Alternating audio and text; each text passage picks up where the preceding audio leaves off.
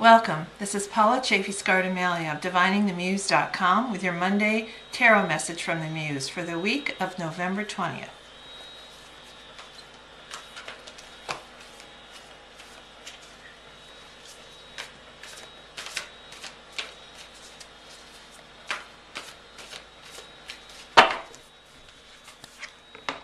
Okay, your theme for the week is everybody's favorite card, the Ten of Swords. Swords is the element of air in the realm of mind, thoughts, attitudes, beliefs, and communication. And you can see here, this poor guy is very assailed, attacked by these 10 swords. And that's often what we feel like as creatives when we start to put our work out into the world. 10 is a number of, it's kind of the tipping point between the completion of 9 before the beginning of 1 again. So this is that transition period. It's that period where you finish the project, you want to put it out in the world, and then you brace yourself for all this kind of what you fear might be negative feedback, the criticisms, the critiques, the rejection letters, the no, I don't want to exhibit your work or whatever. So your theme for this week is to think about how you're going to deal with those things. Are you going to let yourself be immobilized, which you'll often see in other decks, the poor guy stabbed to the ground, or are you going to let it run off your back and keep moving forward? Your focus for the week is the Hermit. This is a major arcana card, number 9. You can see the man here with his staff and this light. There's the sign of Virgo here. This major arcana card is very much about the one who seeks silence and solitude in order to gain clarity on the path that he's going to take, the path that might lead into places where others haven't gone. So your focus for this week is, where do I need to take time for silence and solitude so I can get clarity on what my next steps are?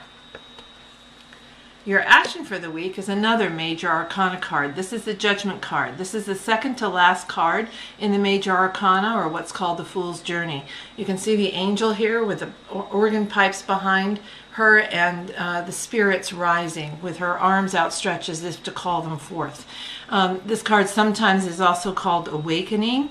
And I think of this card as the vision, the call to purpose, the call to mission.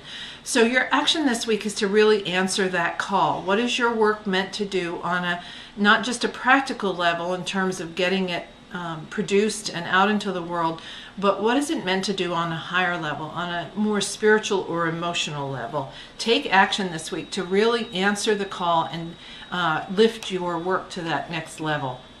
And then finally, the gift, who we've had recently, another Swords. We start with Swords, we end with Swords. So this Swords is the 8 of Swords. You can see the woman here. It looks like she's caught up in this giant spider web created by the spider with the sign of Gemini on its back. Again, Swords having to do with mind, thoughts, attitudes, beliefs, and communication.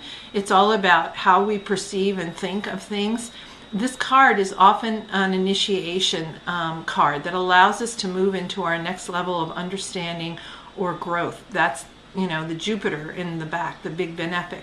So the gift this week is an opportunity to really see things in a new way, to understand that what has felt like containment or an inability to move forward has actually been an opportunity for you to seek new understanding and new perspectives, to then take the blindfold off, see your situation clearly, and free yourself from what has held you back in the past.